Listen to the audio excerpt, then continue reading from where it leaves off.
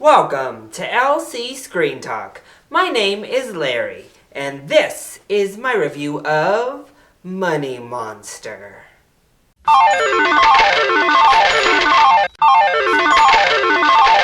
was actually really nervous about this film going into tonight's screening.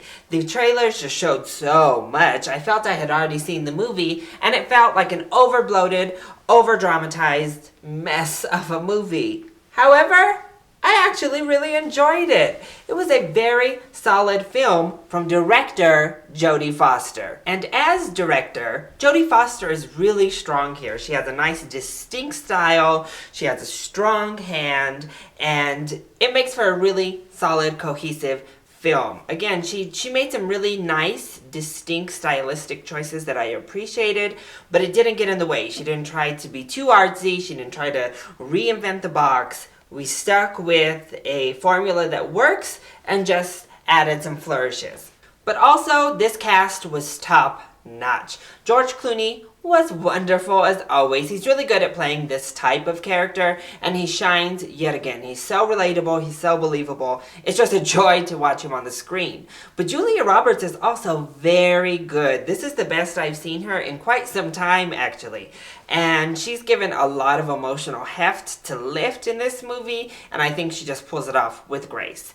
And then Jack O'Connell is our last big main character here. He is so good. He's wonderful. I mean, this is just a great performance from Jack as well as Clooney and Roberts. But really, I was impressed at O'Connell to just keep up with those two heavyweights, those two big stars he has to act between. It's very timely, as is usually the case with money and fraud, but it just felt relevant to today's world. It felt authentic to how our government is currently working and how big banks are continuing to work. So the story just worked on every level there. Not to mention, this movie is thrilling.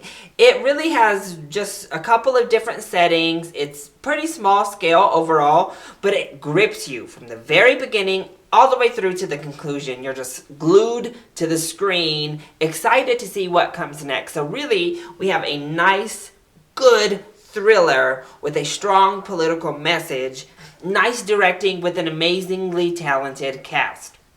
But there are definitely some negatives as well. Really, the biggest issue is just kind of an overlying theme that a lot of the scenarios and a lot of situations here just feel contrived. Starting off with George Clooney's Money Monster television show itself, I was just like, oh my gosh, are these scenes just here to make George Clooney do ridiculous things and make the audience laugh? It's just there to be a big, over-dramatized metaphor for channels like CNN and Fox News, who just kind of feed us information that they want us to hear, or, negate giving us the full story, kind of keeping us at bay while the 1% continues to be that 1%. And I just thought it was too much. It just was like, oh my gosh, who would actually watch this? I'm not sure.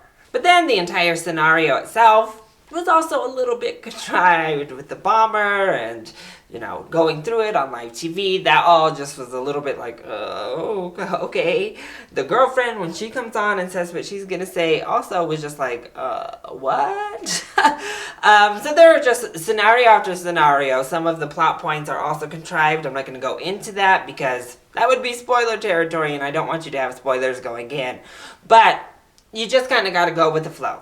It won't feel so natural just because these scenarios we've seen before. It doesn't reinvent the wheel. These beats are familiar to us, and they all do feel like they were forced to fit into this film.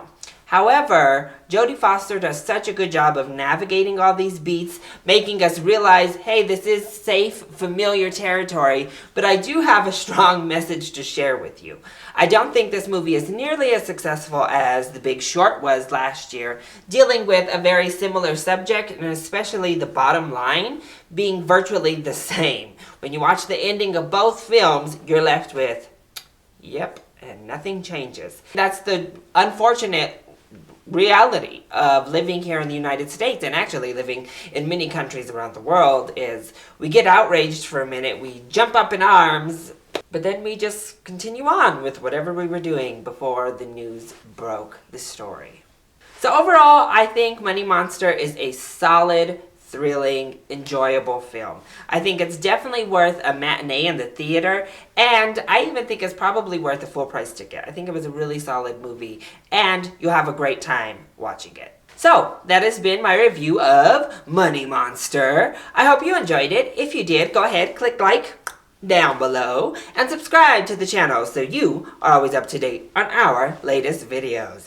Also, join in on the discussion. Are you excited to see Money Monster? And what is your favorite political money film? Let me know either in the comment section down below or hit me up on Twitter. I love you all so much for your support. Mwah! Thank you for watching, and I'll see you next time. Bye!